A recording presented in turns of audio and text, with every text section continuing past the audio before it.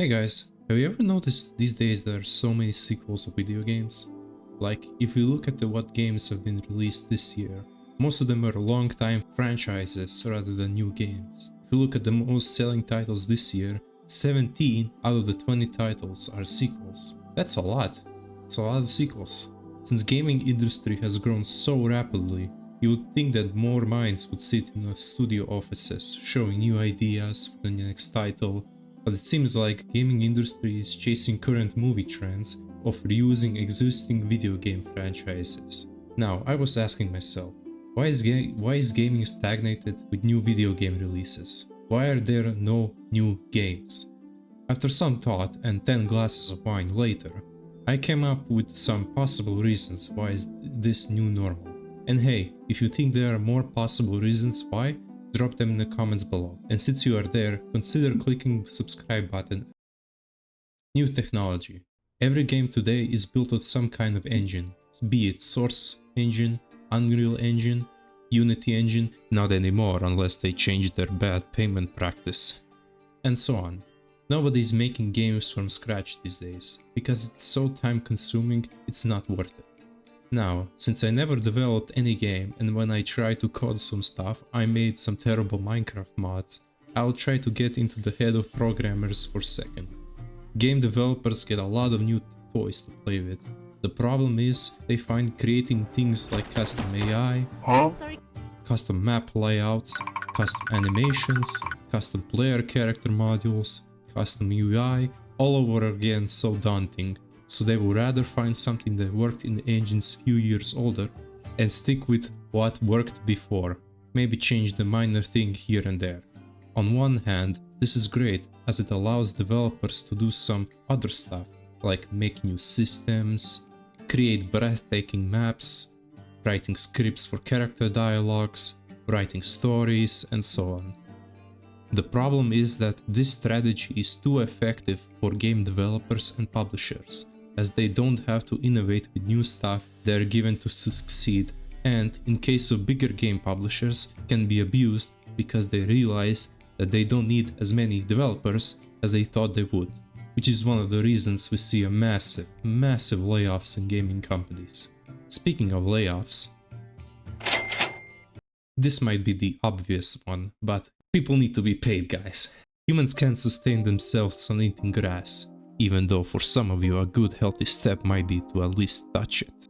Not only that, game companies have expenses, taxes, shareholders expecting business to be profitable, and if you live in America, you have a culture where profits have to be bigger this year than the last year. So, new decisions have to be safer and safer, because your new idea that you realized for the past few years might not be profitable, and it's going to be a very bad time for you. So, rather than make bold decisions and gamble your business away, leaders of game companies choose safer options, because they don't have to make a lot of innovative ideas, create new concepts, and planned execution of development. The concept is there, and wider public generally accepts idea that worked before. It saves a lot of money and valuable time for developers and executives that could, again, be spent somewhere else. Also, since you are making a sequel, you can make a shorter deadline for a game releases, since you can plan how long it took for release of a previous title and can make public happy by not delaying your games for a long ass time. Also, side note, these days new and original video games come from studios that are getting funded from outside sources, which most of the times means game publishers and open betas. All new video games that I showed you earlier, being most sold game this year, already had a stream of cash coming from massive corporations. For example, Hogwarts Legacy being funded by Warner Brothers, Elden Ring being funded by Bandai Namco Games, and the new released Starfield already got funded by Microsoft.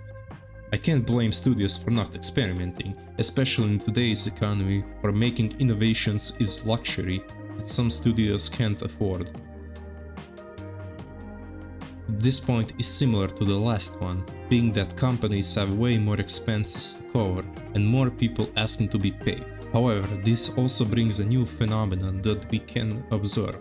people in big companies are easily replaceable. More and more we find that executives, game directors, lead designers, and other important people needed for development of a successful game are being fired and quickly being replaced by someone else. If a small studio fired an important person during a game development like director or executive producer, it would be devastating and it would probably shut down entire game production. But since big studios have more manpower, they can replace people with no questions asked. You know, just sending emails like Elon Musk did. So, how does this contribute to studios pumping more sequels?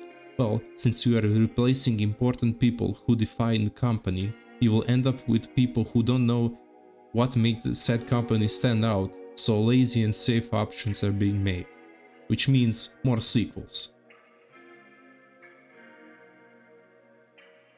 This is gonna be a short segment where we highlight more causes for sequel releases that don't really need special sections. Brand familiarity and trust. Pretty self-explanatory. Consumers enjoy the current product of said franchise or brand and want to see what studios are cooking next, and publishers have easier time thinking about what to develop. Pandemic. In the last few years, we started to feel the lack of games, especially new franchises. The reason is developers were working on the remote time and communication between different branches of company, and it had some obstacles, which is why either games were delayed for some time or the game released in a buggy and unfinished state. Hence, there wasn't a room for exploration for game design, so tried and tested methods of game development were used. And that's gonna be it, folks. Did I miss something? Let me know in comments below. And since you are down there, how about you abuse that subscribe button? Thanks for watching.